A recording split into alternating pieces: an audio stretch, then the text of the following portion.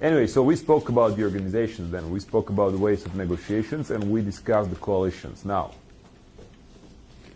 the issue of organizations and the way they're organized. So what are the two ways organizations are organized? Why? Sorry. In Serbian, you know, you wouldn't say it that way. So I'm going to switch into English. Don't worry. So. No, I like it. I didn't never think about that. So structurally, looking at it, you have like, okay, cool, the states. The organizations basically speak, you know, hierarchy, like strong hierarchy, like top down, and you have the horizontal, right? So, and we said that in most of these cases, people do organize in a horizontal way. So why is that? What are the pros and cons? Well, you were talking before about it. A pro is that you can go from group to group and kind of let them all be creative and encourage them to go in a certain way, but then they all feel like they are actually a solid part of the movement, and they're not really necessarily getting too much instruction from someone. Mm-hmm. Mm-hmm. What happens with leadership? It can be decapitated. Okay, so you want to protect it. Yeah, so you don't have one person running the show. So how do you do that? How do you do that? You need to spread you need to spread the leadership, but not too much. You don't want it totally flat. But in an organization that has experience or has a significant resistance, you don't want it to look like that. So what makes leader a leader?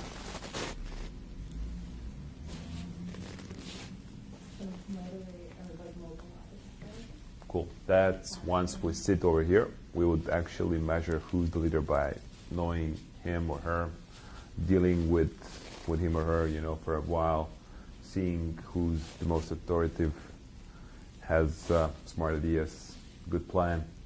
What's the perception of the leader from the broader audience? Like once you have broad audience, really, that's kind of looking at you. How do you see the leader? By speaking, right? The person who speaks is the leader.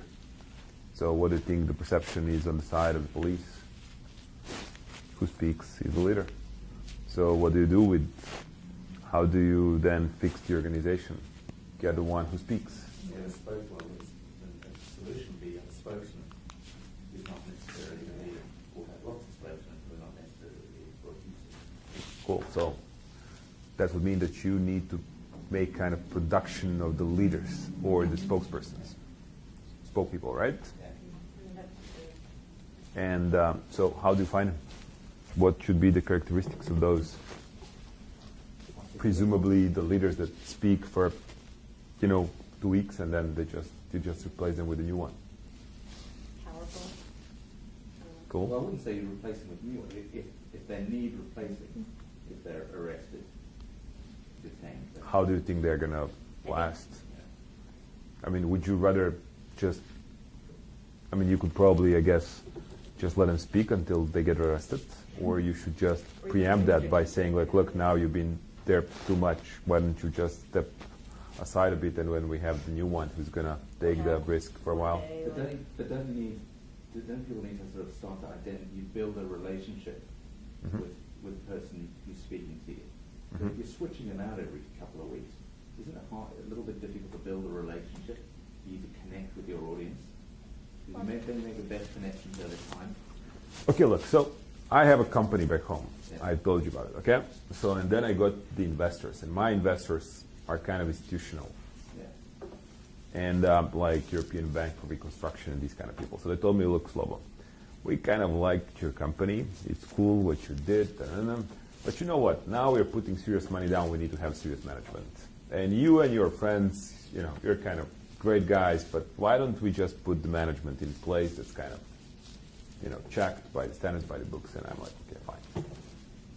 And so the first time the management comes in, they send email to all of my employees saying, like, from now on, no one is allowed to make any statements to the press apart from Slobo and me myself. and I'm stunned. I mean, is it okay to act like that? Is it really like normal, the way that companies do? Well, yeah, it is normal.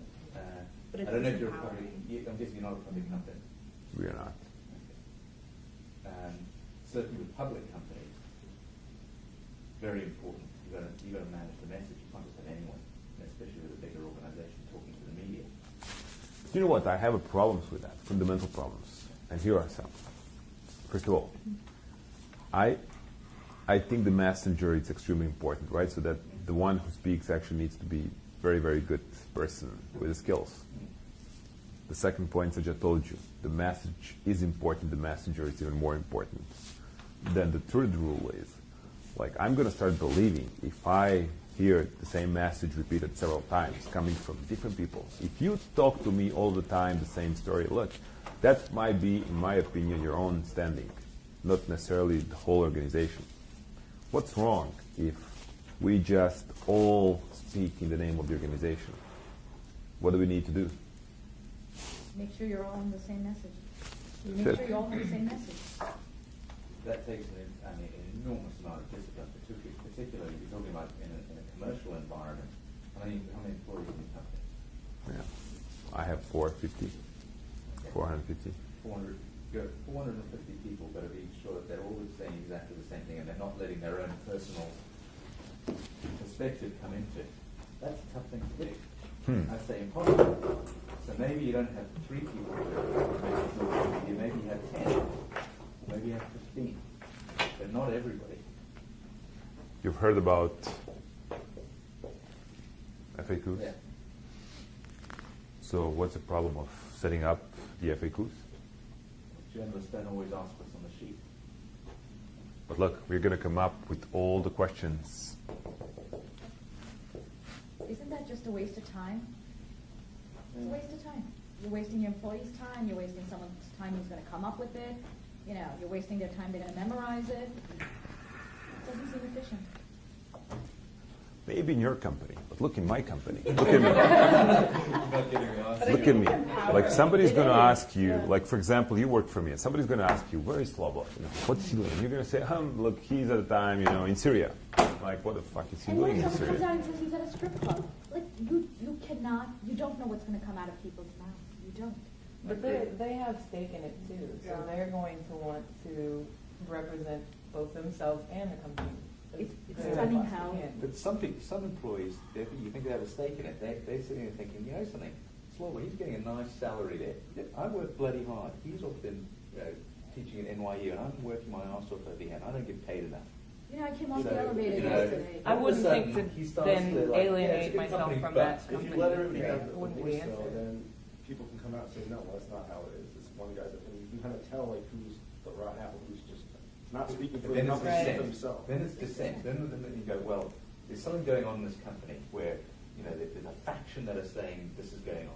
There are other people who are saying that that's going on.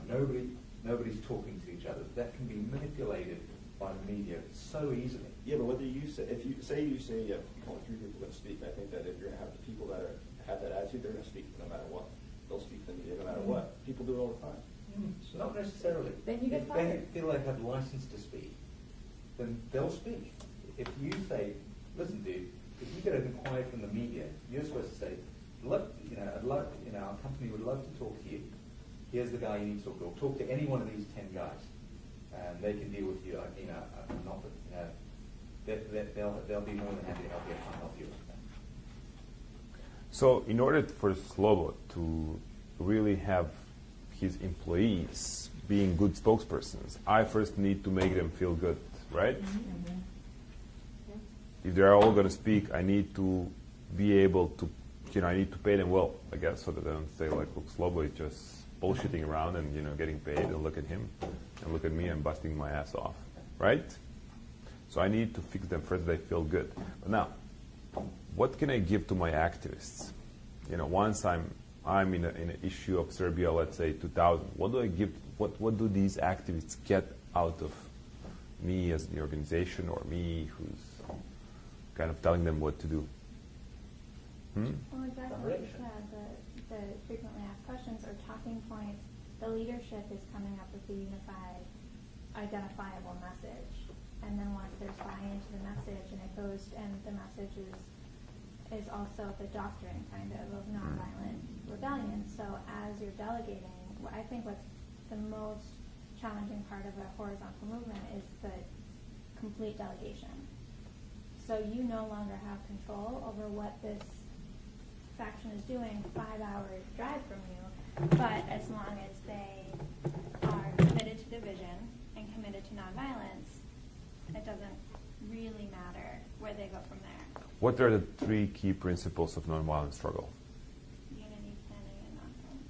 Discipline. So, if they keep to those principles, and if I give them the symbol, what harm they can do to me? Well, it's a choice you have to make. There's also an element of damage control, like you said with the fist and the money. If you went out and said and explained it and intentionally did this kind of damage control campaign, that's not what you chose to do, and it ended up working in your favor. We used to run into this all the time when we would have demonstrations and testimony of and gather homeless people together. We would have maybe like a dozen people prepared with the talking points, and inevitably press would go up to this guy and say, oh, you know, what's your story? And the press would get the story that we didn't want. So we didn't succeed unless we could see the press and kind of go over and say, oh, you know, this is what we're doing today. So in your company, I think it's important to choose which one and follow through with that. Either you're the spokesperson or everyone is. And if you are, it's because your employees' skills, what you need from them is to do their job. And this is no longer part of their job. It used to be, but it no longer is. Or you say, sorry, new management, we still want this to be part of everyone's job, and push back, and that's a battle that you just need to prioritize. It's also different when you're talking about a movement like Optal or a company like your company. I mean, Optal's about freedom of expression. So, you know, voicing your own opinion is all part of your platform. You should be allowed to do that, but it's not the same in a commercial environment. So I don't think the parallels can be drawn. Now, the way you communicate in a commercial environment versus a broad-based, inclusive movement where people are invited to have lots of different opinions under an umbrella of like, listen, we all have the right to say what we want, but he's got to go.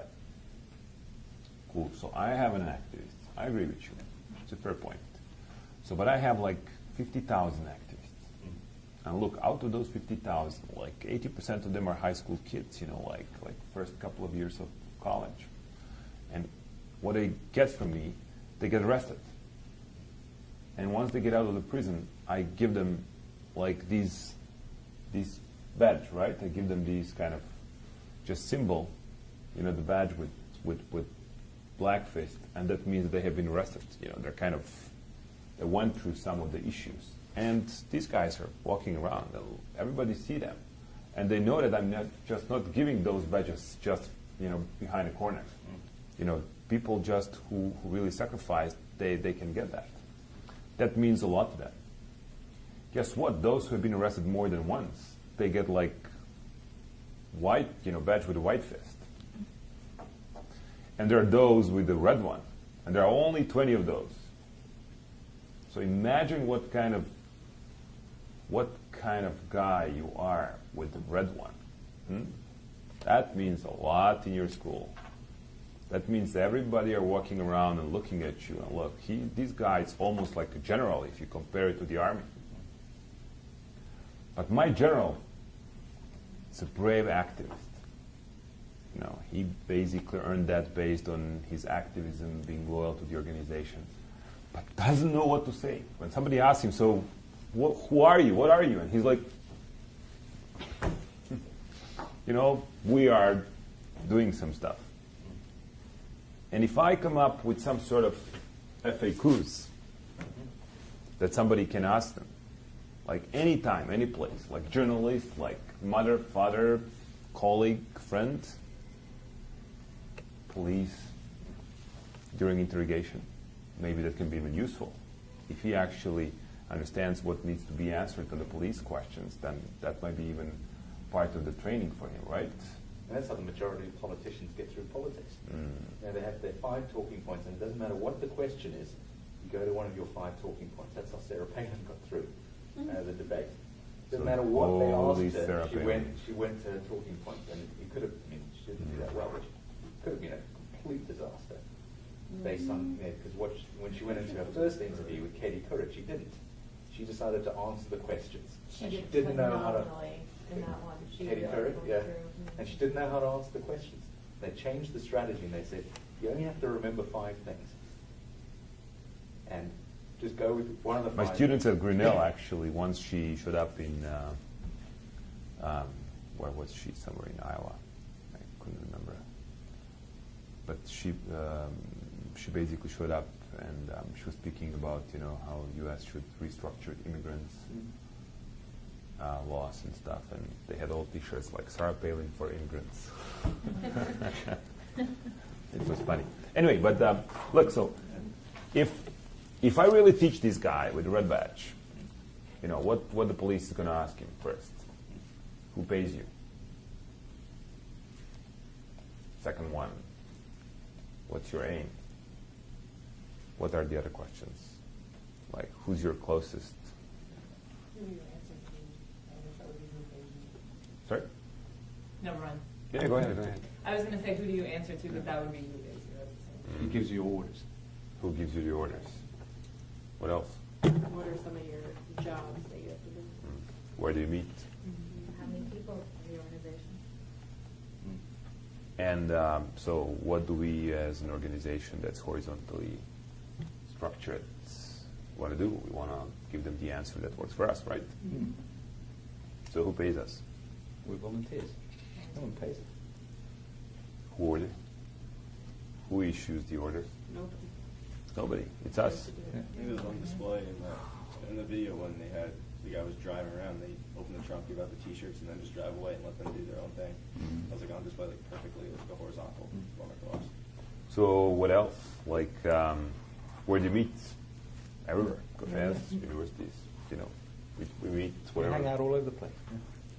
So, and if I just have this list, and if I give this list to all of my activists, and if they need to learn, all the potential answers to all these questions, and if they really start speaking and answering people, police, everybody else's questions, I get the very same message, right? And then once I start originating the same messages going around, then people start believing in what we do. Because we kind of do the same, we speak the same way. So now, once in southern Serbia, it happened that a police officer just arrested one of our activists. And he found our FAQ list with the answers. And the guy calls his superior and said, look, I've got him, and I know everything about him. I've got the secret papers from this guy. I know everything about him. But on the side of the activists, I made this guy even smart, right? I made him even smart. I made him even, politically explicit. He actually learned on how to address different things. Now that's something. Once he comes to the school, he's not just a guy with fast legs, who can run fast, do the things, right? But when his teacher asks him about different things, he can answer. Now, these kind of organizations are actually, the trainings are extremely important. I find that crucial. So you need to set up the training process for all of your activists. If you just don't deal with activists, if you just don't communicate with them, if you don't try to improve their skills, that's one of the important pillars that we kind of neglect, right? The skills. So horizontal organizations, they really need to rely on activists. Now, the issue of the spokespeople. Now, that's exactly what we did. We were producing the leaders. Because in the head of the police, it was like, who speaks? That's the person that we should get. That's the leader. Then what they do, they actually look for the person that speaks. Then once they want to actually get a guy who speaks. What do? They kind of try to find where the wires, from the mic are going all the way to the speakers in the public square. So the police is trying to rip off all those wires. Now, what if it's wireless mic? That's going to be an issue. Then let's find for electricity to kind of, just leave it without power. What's kind of dynamics between the governments and these kind of movements? What do you believe in terms of the quality of the people in different places? Where would you look at? What's like these terrestrial graph? Like, this is called like evolution of bureaucracy, okay? So look, I'm a bureaucrat. I need to pick up and, this is how, this is time. This is how smart I am, okay? So I need to pick up my deputy. Whom am I going to pick up? Guy who's less smart, right? I don't want him to replace me. Look, guys, you go to UN and you speak to the people who work at the UN. What's their ideal dream? To get their boss's job, to get their boss's fee. And then this guy needs to pick up, his deputy. Whom he's going to pick up? Right? Then it goes like this. And you have these trends really, like read some statistics about bureaucracies and structures. And then each couple of years or time, you have like some unbelievable thing because you can't find anybody down there. So you basically go up and then it goes again. That's how it really works. What happens within the organizations which are movement kind of organized? No fees, only in activism. I spend 8 hours, 12 hours a day over here. And look, once I get you and once we talk, I have the plan, right? And if I have the plan, if I'm spending most of my time over here, if I actually have ability to just impose my authority over you guys, then I'm definitely more quality and more authoritative leader than any of these people, right? So the leadership really matters within these movements. These are the key assets that every movement has. So the leadership is the most important. That's why the horizontal is an issue. Now, speaking of which, if we have that leadership and the intention on the other side is to get rid of it, we said like they're going to try to infiltrate. You saw that we organized the Congress of our movement, and it was basically the parody on the other side's Congress, the Milosevic party. But we had a heavy debate. Debate was like, what kind of hole do we pick up? How big were for the Congress? And then we had all sorts of debates. Let's pick up this one because it has a nice big seats. This one has more seats, this one has less seats. And then one guy stood up and said, look, people, if we pick up the hole with the seats, people are going to be sitting. If people are sitting, people feel comfortable. If people feel comfortable, people would like to say something. If people start speaking, people will ask for voting. If people start to vote, we are fucked. So it was like no seats. What am I saying? The issue is how do you preserve the leadership? Okay, how do you preserve leadership from not being pushed away from the organization? Because that happens a lot. So whatever kind of organization you have, you need to have some sort of teams. And these teams, they're kind of marketing teams, logistics, networking, and so on and so on, right? Somebody needs to be PR, whatsoever. Then let's say you have like some people over here. It can be as many of them as you want, like the inner group. And in our case, it has been like 12 of us. And then each one of us was kind of attached to one of these teams.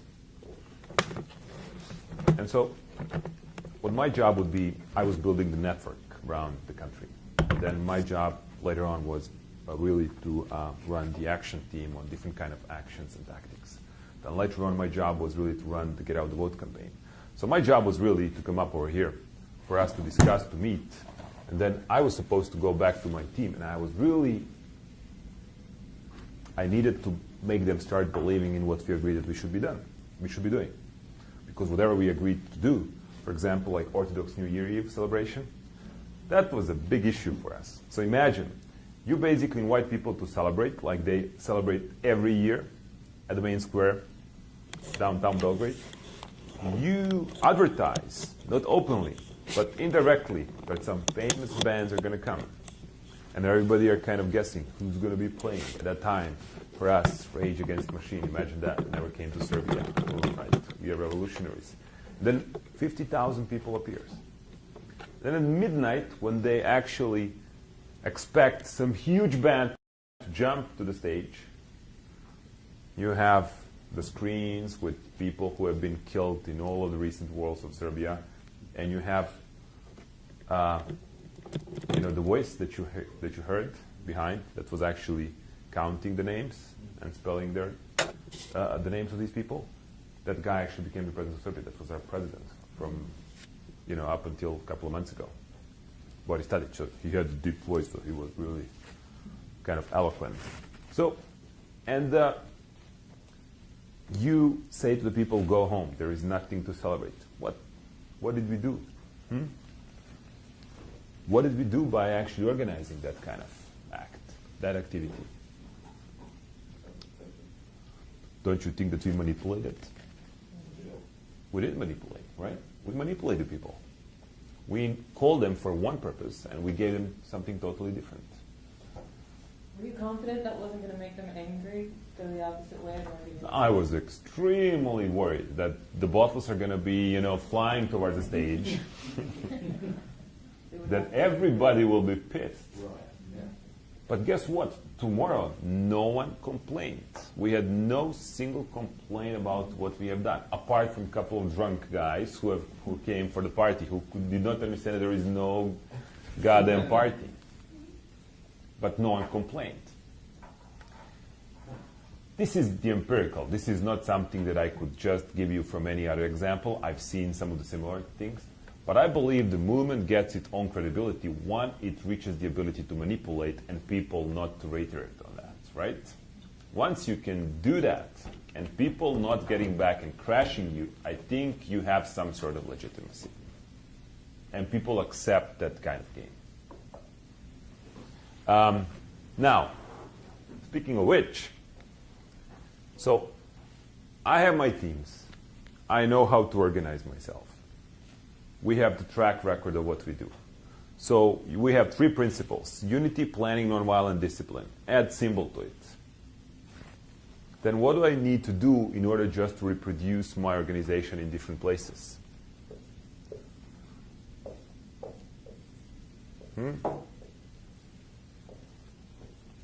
I need somebody to teach these people in different parts of the country what we do, how we do. I want them to teach them the FAQs. I want them actually to be trained to become branches or activists. So that means that I need to have a group of trainers. Key for success of our organization was a group of trainers that were totally independent from all of us. I had no idea who these people are. We had about 16 trainers, which were just going around the country, gathering, as you saw, you're very right. You saw the car and the truck. This guy would just come, offload the T-shirts, the materials, and disappear. I never knew who these people are. Even today, I'm seeing some of our activists. Now they're like grown-up people doing something else. So the guy who comes to me and speak about business, he's like, remember, I was from Niche. I was part of it. I'm like, look, mate, no offense, but I have no idea. So the whole point is, you just need to let organization live on its own. And yes, there are going to be the problems. Some people are going to do something that you don't like, something that's not in the, for the purpose of your whole issue. But those are minimal. Why? Because you just tell them, you just need to use our symbol. And that's it. And that's how you make the organization work. And guess what? In that kind of loose system, I guarantee you, our police, and once I read some of the secret, service files afterwards, because for the period of time after change, they allowed us to read the files. And I had like 2 codes. I was the enemy of the state, and I was the foreign enemy of the state, because I've been born in Croatia. So they kind of had me on 2. And I have to tell you, these guys really thought that we have the weapons, that we have like military camps. They were for sure that we are going to start the armed revolution at some point. But they had no idea where, and they were desperate about it, that they kind of digged around. And we made even mistakes. We made mistakes. Why? Because by organizing ourselves like this, what would happen, like on the way when somebody was driving the truck with our production, materials, leaflets, posters, to deliver these guys, for them to just do their local village, police would just take it away. And then the next day, these guys would ship them, the new truck. And then the next day, the whole city would be blasted. And the police was like, look, they're organized so good. Whatever we do, they have more and more supplies, more and more people coming in. And so they have to be organized in a way that somewhere over there beneath, there is the military structure. And they're 100% sure. I can tell you from what I've read. Now, this is kind of the animal of the organization. And trust me, it's going to shut down at some point. It will shut down once you lose somebody on the other side who's making you unite, right? In our terms, that was our government, Milosevic. There is a factor that makes you, that pushes you towards each other. From perspective of the pillars, he's doing the push effect onto you all the time. And our movement, basically, we, over here, we never did anything without consensus. It was always consensus. We never agreed to do anything. Like that Serbian New Year Eve, Srđa was extremely against it. And one other guy who was dealing with finances, he was as well extremely against it. They're trying to say like, but why don't we get at some point, the band that actually is going to play one or two songs at least? And I'm like, no bands. At least one. So they're extremely against it. It took, me and Ivan actually 2 weeks to persuade him, like, look, guys, we need to do something like that. It was enormous effort. But we would never do anything without having full consensus. It was enormous energy in place, Like that's out of question. Like, you spend a lot of time conveying people to do something, but that's how it needed to be. That was the way that it worked. And then we voted for the first time afterwards. After the election, we voted for the first time. For the first time, we had, majority, minority, and then that was the end of the organization. So these organizations are momentum-driven in a way, okay? So if you just wanted to put it again, like numbers, time-wise, it's going to be like this, okay? So what you want to do, you want to plan your peak once. You want to plan that you have a peak when you needed the most of people. So, question for you guys. What do you want to do here? What is this time for? The perfect time. For what? On the street. For rallies and marches. Right? You want your rallies and marches here. Remember the numbers. This is where you're going to have the most of the number. This is where your pillars of the force are most probably going to crash once they see the numbers. When do you want to start negotiating? Why?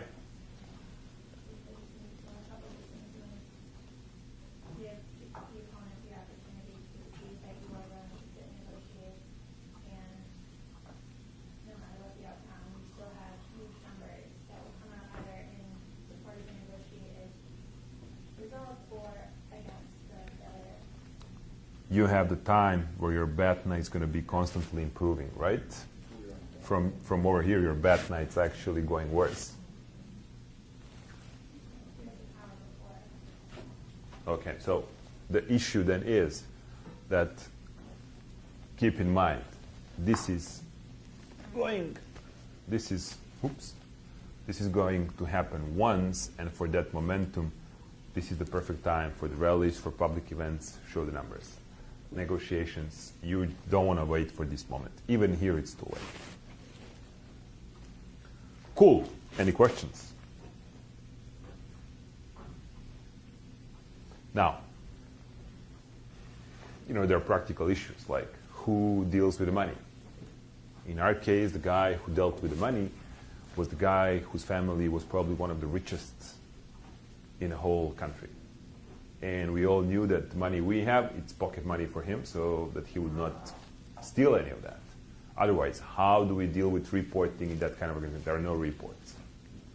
So my only idea of where it's going to be safe, if I give it to him, and I know that he knows with the money. If they would give it to me, who knows?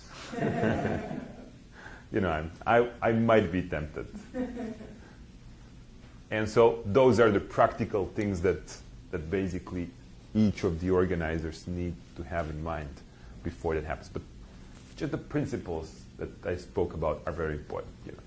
The nonviolent discipline, you're not going to get it in any way apart from actually just training your people. Training your people. That's an issue. They need to be trained how to just resist, kicking the police officers or just, causing some sort of troubles in the streets. Because there is huge temptation, right? When you get beaten, it's very difficult not to resist. So who trains the trainer? In our case,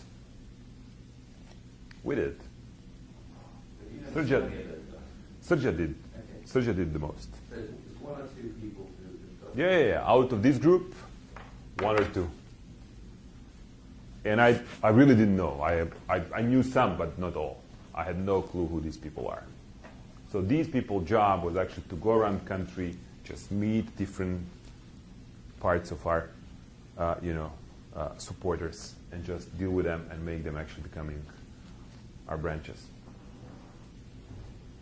How did we recruit people? Different kind of events.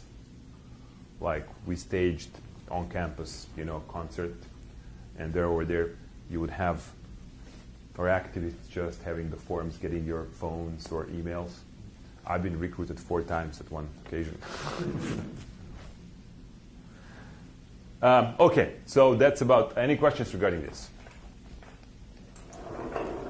This is short tips for the revolution. Peace. Dilemma actions. Dilemma actions are something that we are striving for, okay? So what you want to do with dilemma actions, what is dilemma action? That's right. Win-win scenario for you. So whatever you put opponent in that kind of situation that whatever they do, they lose. The best example that I'm using about it is I went to my banker, and she's a great lady, and she's about 50-some years old. And once I came for the meeting, she had very beautiful, but kind of, I guess it was, too small skirt, too short. So I'm like, we are discussing, I'm like, oh, you look so good today. Giving it a compliment. And she was like, Slava, you're saying it just like that. And I'm like, yes, no. Whatever I would say, it was lose-lose. So it was like, sorry, where do I need to sign? And I'm going. So that's waiting for some banker so that's basically what you. Well, sorry for my Serbian, expression on how to do that, but that's I don't know if this is. Anyway, but that's the idea that you want to do. That's basically it. You want to put your opponent in a situation where your opponent, whatever they do, they're gonna lose. And that's basically designing dilemma actions. It's something that's gonna need you some sort of creativity, but there is the way to do it. And so at the end of this presentation, I'm just gonna leave you guys designing dilemma action. That's gonna be your own dilemma action. You're gonna pick up the choice of your and I'm gonna be just listening to you tomorrow at some point, once we meet, just explaining what did you come up with. But here it is. So the greatest dilemma action, for example, that you can remember of is, Mahatma Gandhi's Salt March, right? And what was the dilemma over there? Anybody? What was Pat's term from the British?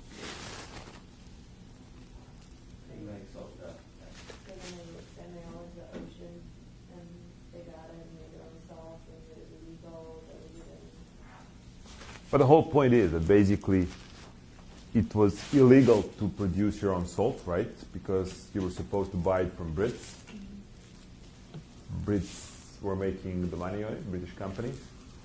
And so he announced, he said, I'm going to the seaside and I will make my own salt, as all of our, fathers and grandfathers, did.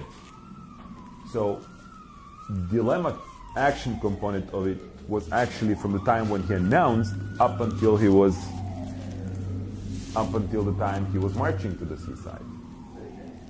Because he has been marching for 30 days. And he has been going on the way. He was not going straight way. He was going all the way around, just seeing all different people, meeting people in different villages and places. And then on the side of the Brits, there was the question like, look, do we let him just grow the numbers?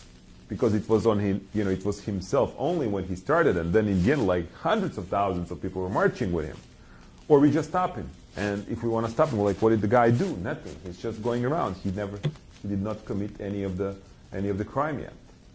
So that's one of the brilliant dilemma actions, which basically led the whole Indian movement into the discussions with colonial power over the concessions. Now we're going to be talking tomorrow about Gandhi once I play you the movie. You'll find an interesting thing. Do you know by the chance when was he arrested first time? No, in India. I'm asking in India. Yeah.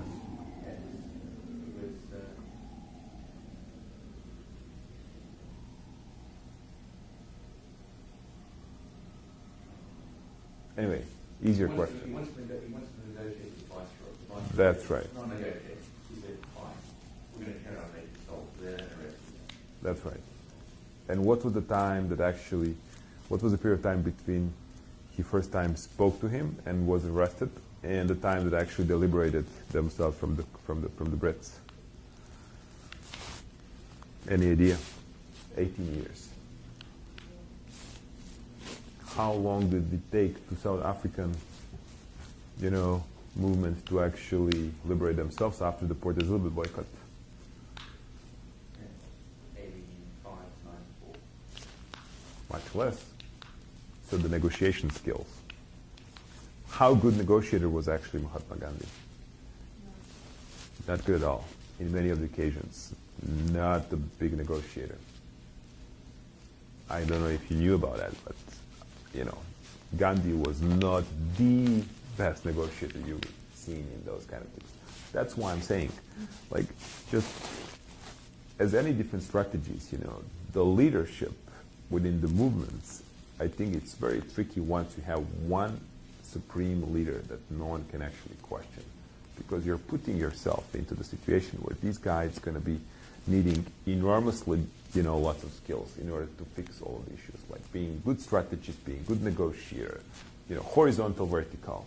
That's a very, very tough situation. I haven't seen, many people that actually have all these skills in one. So that's one of the dilemma actions.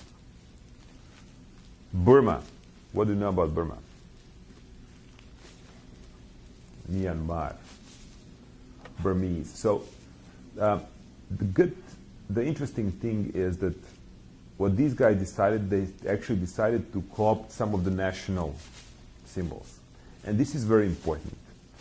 Resistance movement of ours has been born basically on us studying what had happened throughout the Second World War.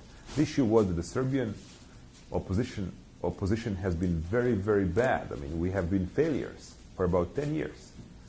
And at some point, it was really, we were all desperate, like no energy at all. Like people were like, what's, it's not worth of really trying anymore. We tried everything. We marched for 130 days. We did this and that. We had united oppositions. We had elections.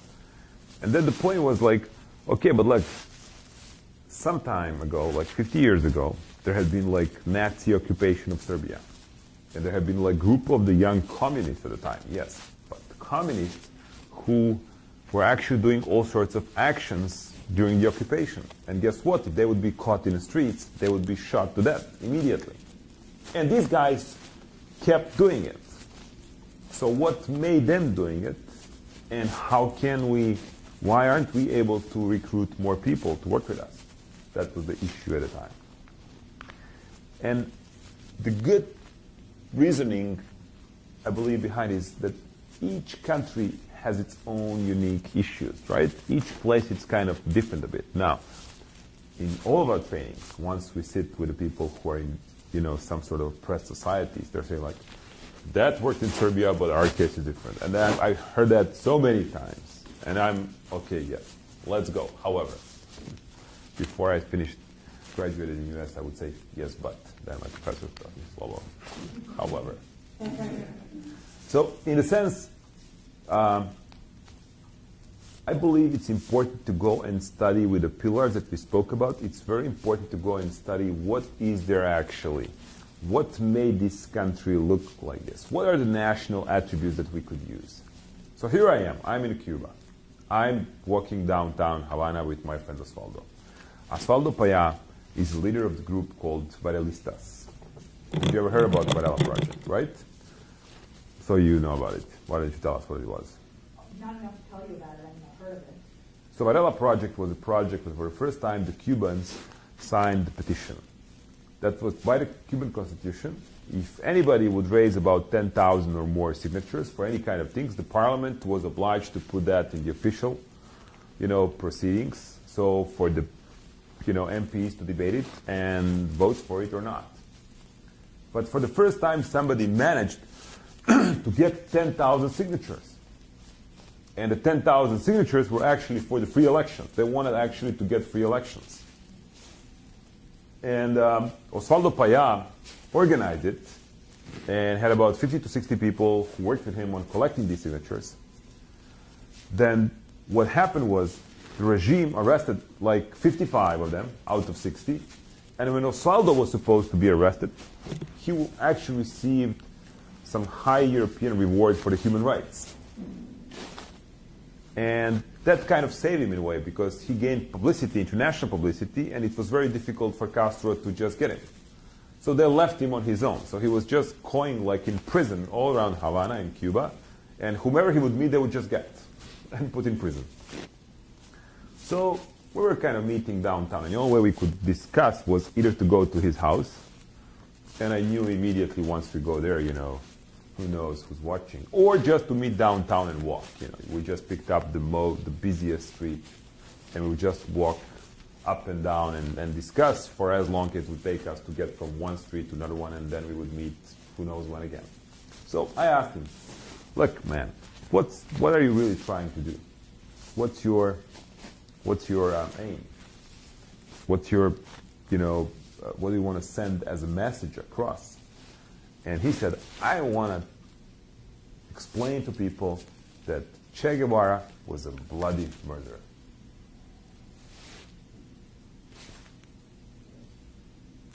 So, did you guys ever go to Cuba? Not allowed to? Well, I've been with some Americans. I've been there with some Americans. Anyway, so, sorry? Like once you... Okay, so what about Castro's speeches? Did you ever read or hear any of his speeches? Those are famous, like 6 or 8 hours. Cuban heat, hey man, you need to stand over there and listen to him talking. But there are a couple of great books of his speeches, and I read 2. And it's one interesting thing. He never said in any of his speeches, I want you. I think you should. The Cuban should do this. The Cubans should do that. He always speak, if Che would be alive, Che would like us to do this. If Che would be alive, Che. As our commander Che used to say, how do you question what Che would like to see and do? Can you? No. That man, cannot be questioned. Well, Republicans do that with actually a lot of them, but Martin Luther King, even Republicans. But anyway, once you're in Cuba, you see that once you go to school, like public school, there is huge picture of Che. So once the kids go in, they salute to Comandante, and they walk in. And that's how they go into school every day. So I'm like, Osvaldo, I mean, you really want to teach everybody that Che was a bloody murderer? He said, yes, I mean, in Cuba it's going to be difficult because, he's been used in Cuba as very, very, heavily as a symbol. But outside, why not? I'm like, do you have any idea how many kids in the US are wearing T-shirts with Che? And he was like, no way. I'm like, yes. And not even in America, in Europe as well, in Africa as well. Like all around the world, everybody are seeing Che as a great symbol. And he's like, no way. So the guy basically, they had no access to the outside world. They had no access to media. So they had no clue. And I said, like, good luck. Good luck with doing that. I mean, if you really believe that you can manage it, good luck. Now, then I asked him, like, Osvaldo, what's the name of your organization? He's like, Association of Christian Organizations of Cubans for the four rows of the name. Then I asked him, like, what's your symbol? And he gives me the symbol, which is kind of difficult to reproduce for any academic painter, really. It's so goddamn complicated, but it's there. And so what you have an organization that kind of collected about 10,000 signatures with enormous capacity, right? In Cuba, that's huge. And I'm like, okay, cool, Varelista. So, I mean, is there any sign or symbol that you guys, salute to each other? He's like, yeah, like this, sometimes. And then after I went and I met him again, a year afterwards, I've noticed one strange thing. There are people downtown Havana who are just walking around with T-shirts with Che. You would see Che Guevara on the T-shirts. And guess what? The Che was having, his hand like this. And I asked, like, what is this? And they were like, come on, let's tell you, That means that if Che would be alive, Che would be one of us, one of the Varelistas. We made a Photoshop picture of him, like putting his hand like this. So imagine, these people walked around Havana. They were communicating freely. They were identifying, one to each other. Totally okay. No one was touching them. Why? Because for the police, it was forbidden. Not even forbidden. That would be really against their own ideology to touch anybody who's just promoting Che. And why wouldn't Che at some point would Che be Varelista? For sure he would be alive. At this time in Cuba, he would be one of those who are fighting against the one who promised them free election. If you speak to Cubans, they're not going to tell you, like, look, we would like United Fruit to come back. We would like to get back into the American way of capitalism. None of them really talks like that. Not a single Cuban I spoke with was really interested in that. But they were telling me, look, but what revolution promised us were free elections. We don't have that.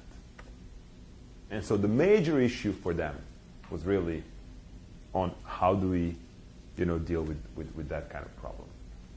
And I think that's a great example of dilemma action. Like you co-opt the symbol.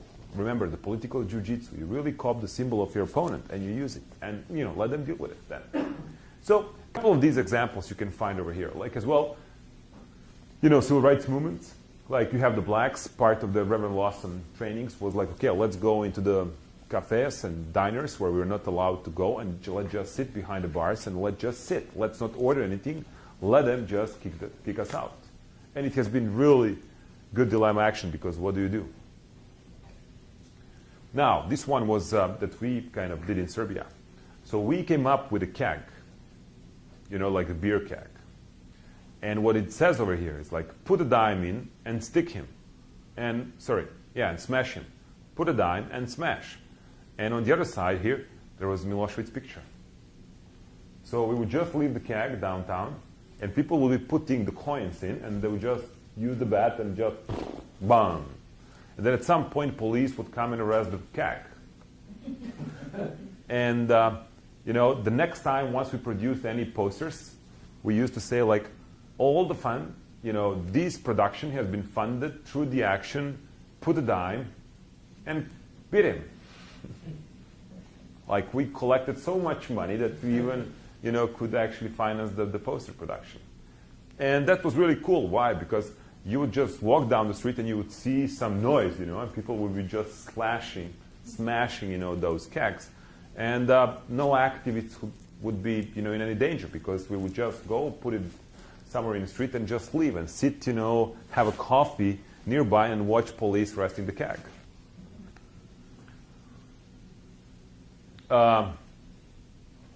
As well, this always works when we speak about dilemma actions. Like these are famous Serbian actors.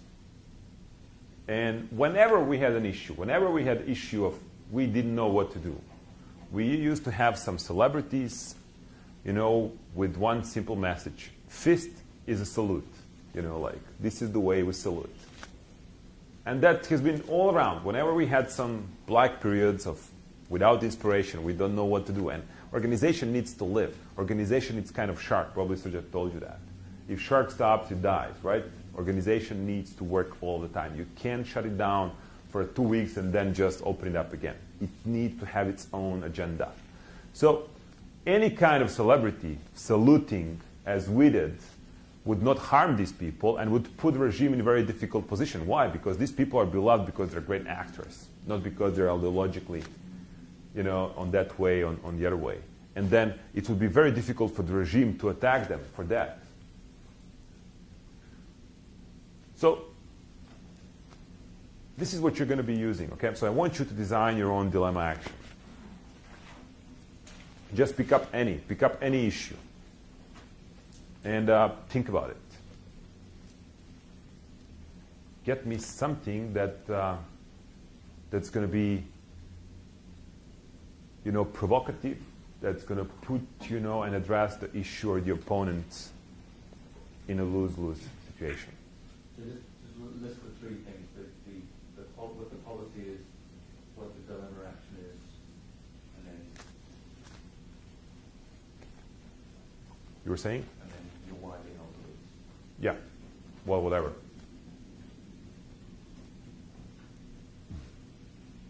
Usually, what you do, you just get on some government policies, right?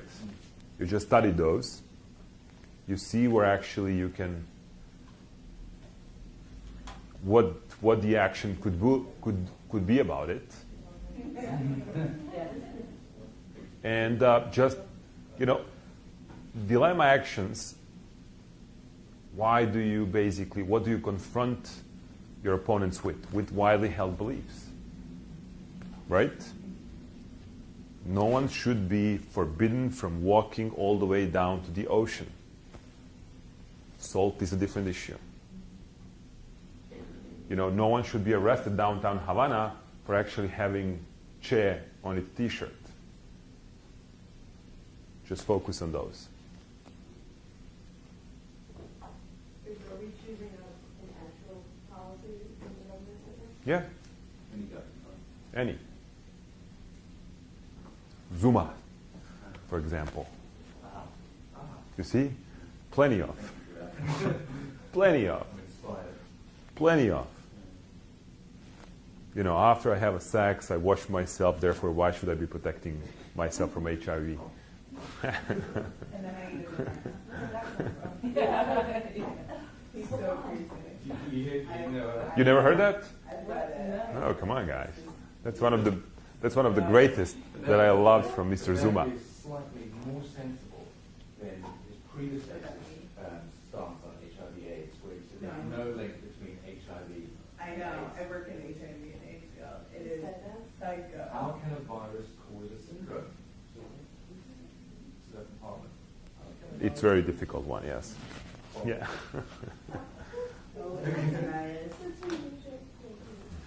So usually, again, just to make clear, so you get some government present policies, you go and just put that against wildly, held beliefs, and then you structure your action in between. That's basically how you confront it.